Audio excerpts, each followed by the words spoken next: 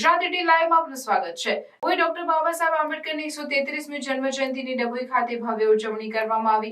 ધારાસભ્ય શૈલેષભાઈ મહેતાની ઉપસ્થિતિમાં કેક કાપી ડોક્ટર બાબા સાહેબ આંબેડકરની પ્રતિમાને ફૂલહાર અર્પણ કરી જન્મજયંતિની ઉજવણી કરવામાં આવી। મોટી સંખ્યામાં ભાજપના રાજકીય આગેવાનો પણ ઉપસ્થિત રહ્યા।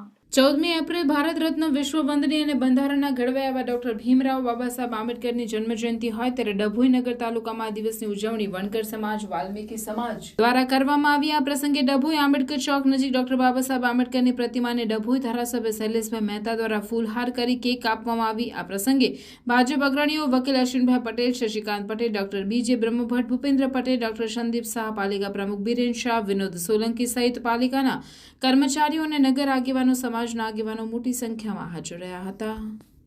ભારત રત્ન બાબા સાહેબ આંબેડકર જેમણે દેશને બંધારણની ભેટ આપી છે।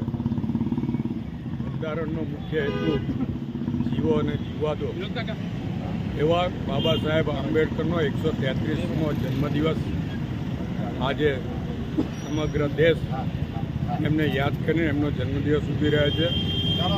એમને જે બંધારણ આપ્યું એના જ કારણે આજે દેશ 75 વર્ષ પૂરા કરી ને આઝાદીની જે ખરેખર લોકશાહી છે એ લોકશાહીનો દેશમાં અમલ થાય છે અને આપણે સૌ આઝાદી અનુભવી રહ્યા છીએ, લોકશાહી અનુભવી રહ્યા છે। બાબા સાહેબને દિલથી શ્રદ્ધાંજલિ અર્પું છું। સાથે સાથે એમનો આજે 133મો જન્મદિવસ હોય ત્યારે શુભેચ્છા આપું છું અને એમને જે રાજ મૂલ્યો છે એ બંધારણ પર સમગ્ર દેશના નાગરિકો ચાલતા રહે અને બંધારણનો મુખ્ય સિદ્ધાંત જીવો અને જીવવા દો એની પર આપણે સૌ અમલ કરીએ અને તમામ નાગરિકો શાંતિથી સુખ રીતે અને દિવ્ય ભારતને જે સંસ્કૃતિ એ પ્રમાણે આગળ વધે।